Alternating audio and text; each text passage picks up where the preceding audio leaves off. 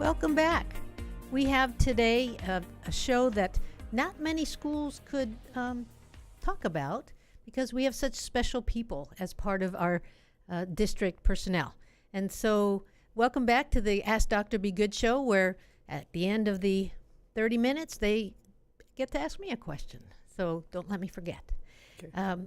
So one of the things that we're going to be doing today is talking about how we're using very special people to bring the world to our students. You know, many people don't know that our students are comprised of, in many ways, students who are not exposed to as many life experiences as other children. And so we are able to bring life, world experiences to our students who many times have never been out of the city, by bringing people from around the world to them.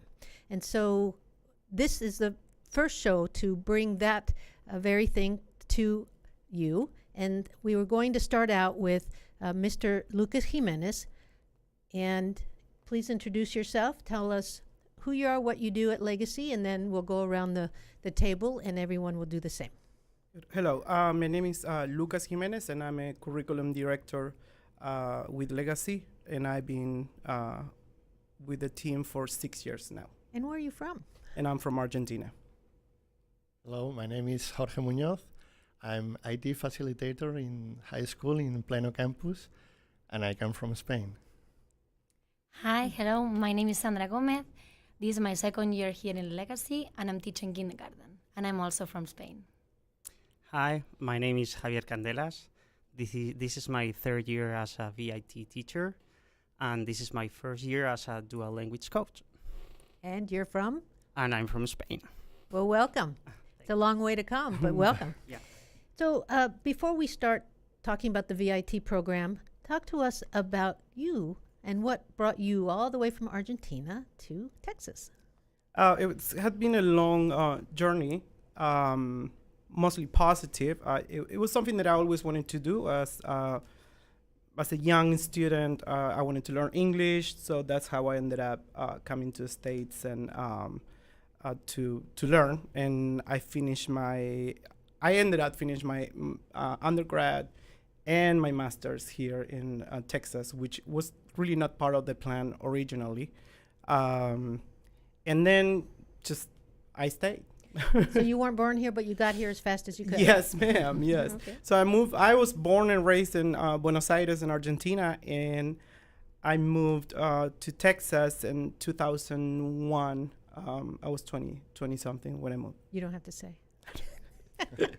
And you moved to the Houston area? Yes, I was in Houston I went to U of H to do my undergrad and my master's, and then I actually moved to Dallas to work with Legacy. Mm-hmm. I remember talking to you over the phone. Yes, yeah. Yes. So talk a little bit now about the VIT program, what it stands for, what its mission is, and why we have a need for it. Good. The VIT is the Visiting International Teachers Program, and it's a program that has been around since 1986 with the government of Spain and the United States and also Canada. The idea of I was reading about it this week, and they were saying that when they started in 86, there was only like 63 candidates that were willing to come to America.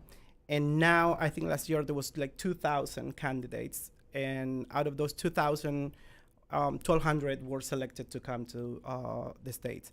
So there's 35 states in the United States that participate in the program, Texas being one of the one that brings more teachers, and I think there's only one province in Canada that takes teachers. And the idea of the program started as a exchange between educators from Spain and the United States, and it was basically an idea of bringing their experience as educators in Spain to the classrooms in America. And really now it's a little bit more about fulfilling the needs in the schools, because we have a shortage of bilingual certified teachers. And so the program, especially again in Texas, I think it has been a very positive thing for us. And I think for us, for Legacy, as a charter school, we are one of the few charter school in Texas that participate in the programs. Most of the other teachers go to ISDs. So we are very fortunate to be part of the program and to have, I mean, our experience has been very positive, having a lot of very good, effective teachers coming from Spain. Right. So we were the second charter in Texas to start doing this 3 years ago. And then last year they allowed one more charter in. And so we, I think there's only 17 schools in all of Texas that do it, if I remember correctly. But we still grab between the 17 because it's Houston ISD, Yes, Dallas Dallas ISD, ISD.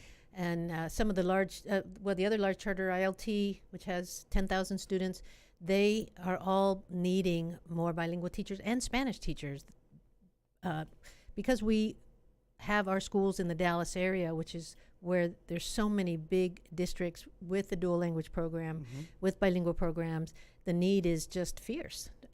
And we compete over a small pool here in Texas. So 4 years ago, I think it was 4 or 5 years ago, I started going to Puerto Rico to get teachers. And that's another show at another time. But when the opportunity came to go to Spain and pick up teachers who sort of come certified, that's the big draw. Yes. The Puerto Rican teachers, a lot of people forget that Puerto Rico is actually part of the United States.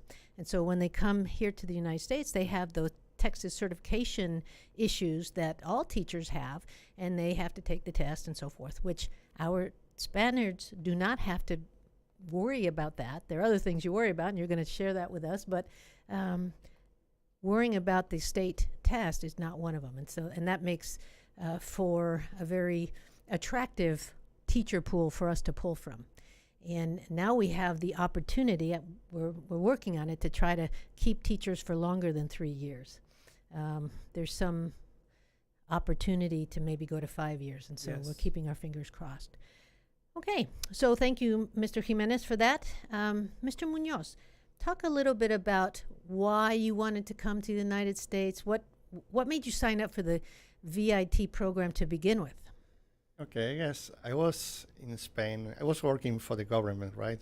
So because some Spanish teacher, we work for the government as well, and I was teaching for 15 years in Spain. And okay, you know the routine. Every day you go to the same school, and then I thought, okay, I think it's a good idea to have a change, right? So I was talking to a friend that came here to the United States. She was from Spain, but she was in Chicago, and she told me, okay, you can come here. In the beginning, it's going to be tough because it's a different system, it's different mindset. Like Spaniards, we usually have to live with this. And then I thought, okay, why not? Why not to go to the United States? I came with my family as well, with my wife and children, and I thought it could be a good idea for them to open their mind, learn the language, English, to have a proficiency command of English in 2 or 3 years. I guess could be a good idea for us. And then I applied for the job post I could find on the internet, and that was the beginning. The rest is history, Yeah.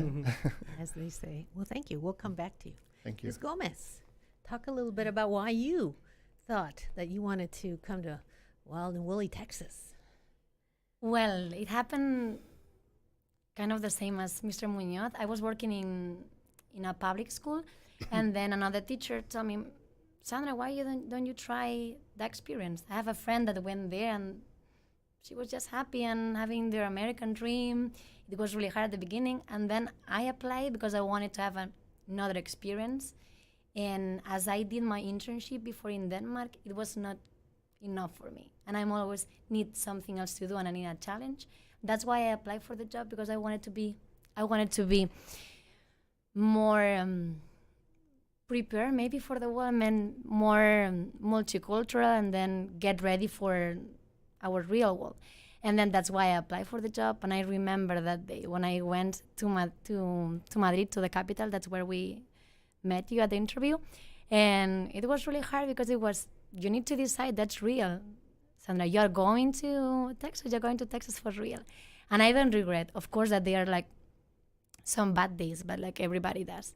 But I think that here I grew up such a professional and person, and I learned a lot of techniques. We have a lot of professional learnings. We have a lot of professionals that they come to teach us like some new techniques that I wasn't having that before in Spain. Of course, that we are really prepared to, but this multicultural, this diversity that we have in America, I really like it because we learn from each other.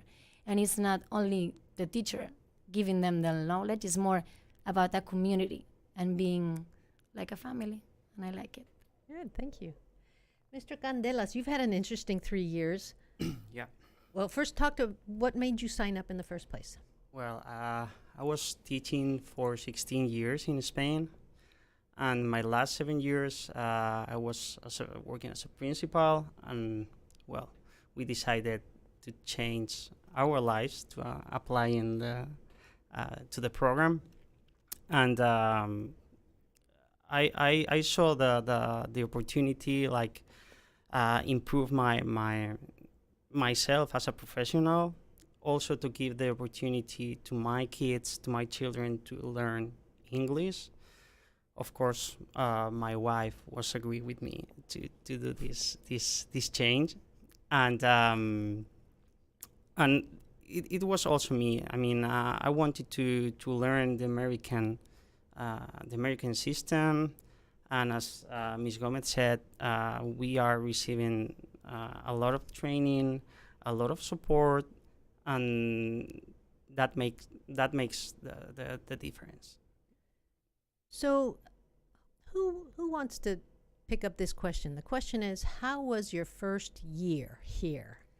Talk from both a cultural assimilation into the United States and then your first year teaching. Who wants to take that one? Well, I would say, if you don't mind, I would say the routines. I mean, in Spain you have lunch at 2 p.m. and here you have lunch at 11:30. 10:30. 10:30 if you're kinder. Yeah, well, 10:30 kinder. Now you so get used. that's the first shock maybe that you have, and then the shock, that the cultural shock. I mean, you have to do a lot of paperwork. You have to rent an apartment, to find an apartment, a car, bank account. You have to do a lot of things. So that's my first. And it's probably better not to know all those things before you get here, right? Yes, absolutely. Maybe. Yes. Well, we've gotten better at helping, I think, prepare. And really, we didn't start with y'all. We started with the Puerto Ricans 2 years before. So by the time you guys started in the first year, we had actually started getting better at it. I think now 5 years later for the Puerto Ricans, we've got a pretty smooth system. And of course, you all are helping with that system now of helping our new Spaniards assimilate quicker. Yeah. That helps a lot. Oh, yeah. That helps a lot because when I was in Spain, I already talked to both of them, and they told me something about it. It was not coming here and Cold, right. yeah, without knowing anything, but it was easier. And now I can see that we are helping, I mean, all of us were helping the new Spaniards, and then it's making things easier and faster. Since they know they're going to be part of Legacy family in April, we are in touch, and we tell them how is the area, how to rent the apartment. Where to rent it, where. Yeah. Well, and in a lot of cases, for the Spaniards that go back, the new ones are taking their cars or taking their apartments, it. and so Yeah. there's Sure. sometimes a seamless transition. Yeah. So you've gotten pretty good at that. So who wants to talk about what your family thought? And not so much your wife maybe, but maybe your parents and your aunts and uncles. And what did they think about this? Can I Can I go ahead? Okay, speak real close. They, at the beginning, they were scared because I'm the little one. I have 2 older siblings, but they were really proud. And every day, they are really proud about me being here, about being brave, about leaving everything behind. Because there we have this time difference that in Spain it's 7 hours more than here, and then it makes things even harder. When you want to communicate with your family, it's even harder. But I mean, at the beginning they thought I was maybe trying something new, but they were really proud. And they support me in every step. Good to hear. Yeah, I guess I left two sisters in Spain, and they encouraged me to come here. Oh, good. Yeah, they told me, okay, you go, and then you spend there a good time if you can, and your children will be grow up and improve everything, because the best thing is not just the language, it's just they open their minds, right? Because they are in a different culture, they know a different environment, so that's the positive things, and they knew that. I grew up in Latin America, in Hong Kong and Singapore, so I know exactly what you mean, and I wish I could have offered that to my own children, because I came back not only bilingual, but having studied several languages, having lived in 5 different countries, and so I know I'm a different person because of the global experience that I had. So being able to do that for yourself and for your children is huge. Yeah, huge benefit. I have to talk about my mom because every weekend, each time we do FaceTime, she's like, okay, just 1 year and you're going to come back. And after 1 year, another year, okay, just 2 years and you're going to come back. And this is my 3rd year. So I don't know what to say to my mom next time. You will come back one day, Yeah, maybe. yeah, maybe we not. don't know yet. Well, and how about you, Lucas? I mean, you've got a large family down in Argentina. Yes, they got used to. I mean, I've been living here for 15, 16 years now. So, but I wanted to talk about them actually the first year of experience because I worked with them. Javier was my partner in 2nd grade. Miss Gomez came last year, and Jorge was from the beginning. And the growth and the change that I have seen, not only in Legacy in the work, but with their families and how integrated. I mean, your wives are working, and so it was a tough year for Miss Gomez. We worked very close last year, and I used to tell her, be patient, do your work, and it's gonna pay off, and it did. Yeah, so yeah, I know it's a big challenge for them. It's a big enterprise, moving their families, but I think in the end, once they get integrated and they get a lot of support from the people here, I think it's a really positive experience for them and for us in Legacy. So let me segue to that. One of the requirements of your program is that you're supposed to do cultural exchanges and experiences with our children. So can you speak to that? What are you doing to bring Spain to our children? Last year, what we did in kinder, we sent a letter in Spanish about some maybe simple things, but for them it was a big deal. And then we sent a letter, and then my school from 2 years ago, they sent us another back, telling something, my favorite colors, my favorite animals, what do I like to do, and they really like it because we exchanged those letters and they sent pictures and photos. So you sort of did a sister school thing with the school in Spain? We did it. Oh, neat. And we also made a video about some of our Spanish morning and routines. And in Spain, they did another video in English, and we exchanged that. Oh, very It was cool. nice. They like it. Good. Yeah, in my case, with the high schoolers, I used to talk every day about Spain. We share information. They ask me a lot of things about how is the way I teach in Spain. I used to teach in Spain. And everything about teenagers and the way of life in Spain, right? So So you made them curious about Spain? yeah, we talk a lot about that. What are they most surprised about when you talk to them about what happens in Spain? I guess it's I tell them we don't spend so many time at the school like they spend here, right? Because we start the school at 8:30 and we leave the school at 2:30, right? So and they have more time to stay at home or practice sports or doing after school activities, right? I guess that makes a difference because they used to spend a lot of time at the school, so it's different. And the way they live here, at least what I know is Texas, right? So we used to live in cities. You can walk on the streets, they can go out every day, they can meet each other every day. So this kind of different relationship between the teenagers, as in here, right? I guess. And you're right As about far as that. I know. Mhm. Yeah, the teenagers used to hang out at the mall here. I don't know where they go Yeah. now, because I don't see them as much there anymore. I guess they depend on the car, right, all the time. So depend on their parents. I guess in Spain they have more the freedom to go out and And they if walk you live- more, right? and you walk Yeah. more. If you live in a city or in a town, they are out all the time. So they walk a lot. Yeah. American parents are afraid to let their children out of their sights for a very long time. Yeah. We have to get better at that. Mr. Gonzalez. Well, last year in second grade, I did. We played traditional games with the kids in the playground, and the other thing we did was we exchanged recipes. So they sent recipes in Spanish to the Spanish students, and we received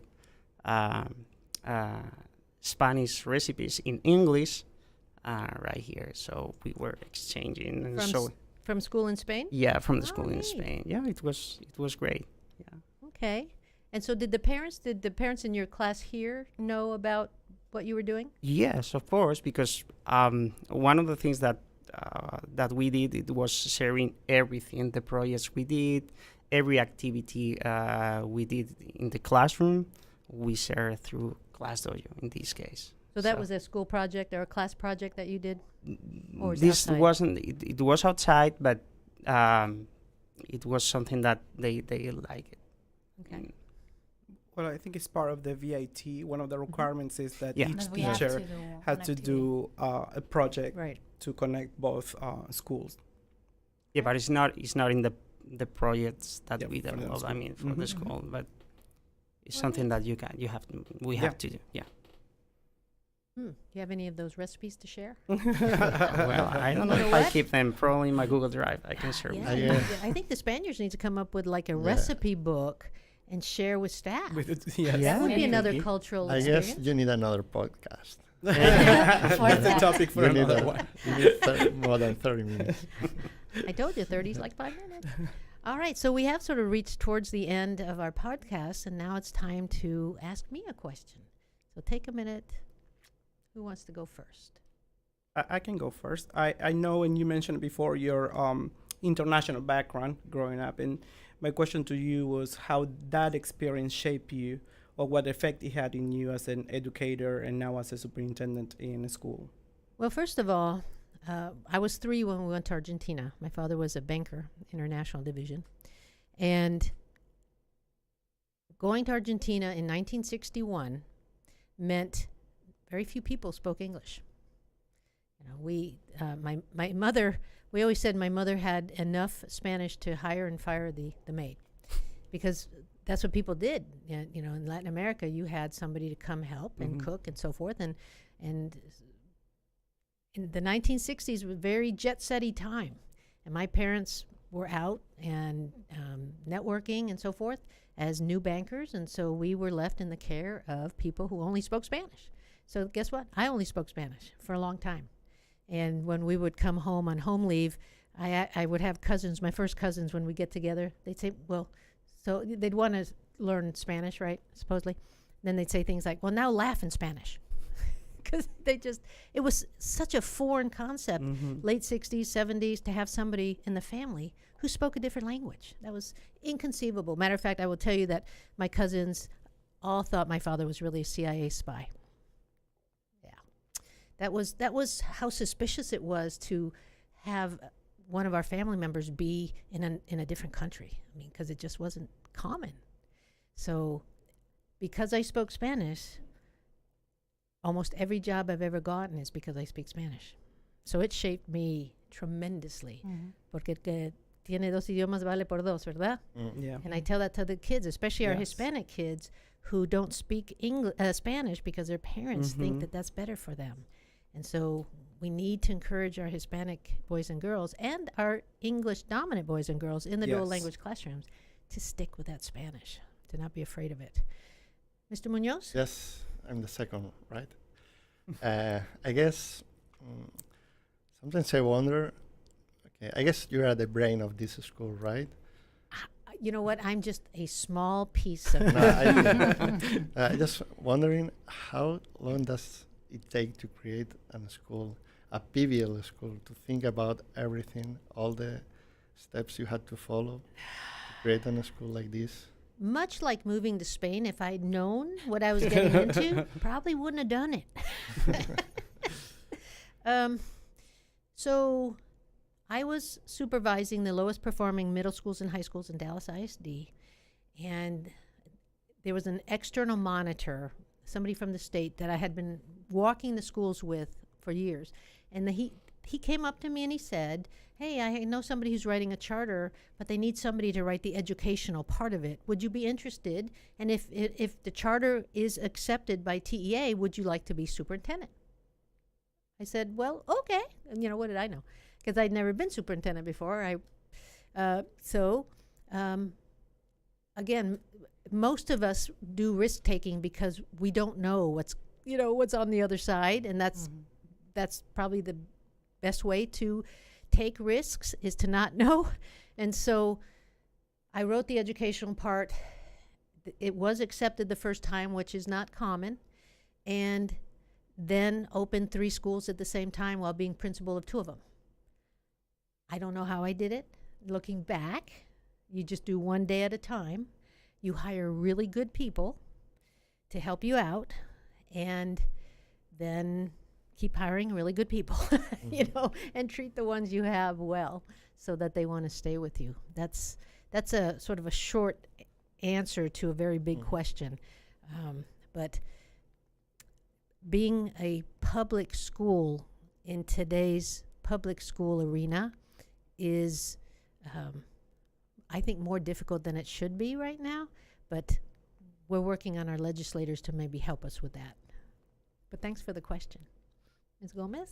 If you will have to choose one grade level To to teach, which one would you choose and why?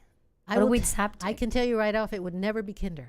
I bless those kinder teachers. I think you guys really are little angels with little halos on your heads, because I don't know how you do it. I was in your classroom the first day of school this year, bringing kids back, your little runners who wanted to follow mommy out the door. Bless your heart. Now they love you. It didn't take them long, 3 days. Vámonos. They want to stay. But and I have taught 2nd through 8th grade, and I will tell you that I can't pick a grade, but I can tell you that I loved middle school. Middle school was really a fun. Those kids are unique and they have special issues, but with people who look forward to working with them, they can be angels. And so I would say that if I had to go back to the classroom, I'd want to go back to middle school. So thanks for asking. Okay, thank you. Are you going to keep bringing Spanish teachers? I'm going to try to do 2 things. I'm going to try to help our legislators give us permission to keep our teachers for longer, our Spaniards for longer than 3 years. And then, yes, I will keep going back. And not only because it's been a rewarding experience, both to fill our Spanish and bilingual spots, but also because of that globalness that you bring to our students. Our students are getting experiences with you that they wouldn't otherwise get. And so why would I want to not do that, right?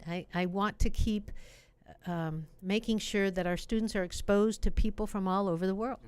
Matter of fact, another podcast that we're going to have is to bring the Chinese teachers. And I think for that one, I want to bring some students who will sing and do some Chinese performances, because we have kids like Mr. Abreu's daughter, who's now in 1st grade, I believe, and she is trilingual. She has been with us. She's speaking, at least I'm hearing her sing in Chinese. She speaks in Spanish and English, and she is going to be able to have that type of bilingual brain that most of us would envy.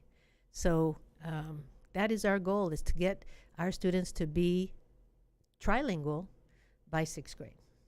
Well, we've come to the end of the program. I want to thank you again for taking time to to tackle our Dallas traffic and get here on time like you did, and keep doing good things in the classroom. Thank you. We hear for nothing but tuning good in to things the about Ask all of Dr. you. Be Good Thank you. Thank you. Thank you. Thank you.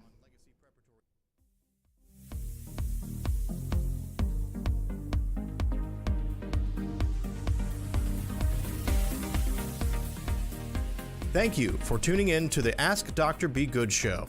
For more information on Legacy Preparatory Charter Schools, visit our website, legacypca.com, or call 469-249-1099. And remember to like us on Facebook, where we stream live weekly Tuesdays at 3 p.m.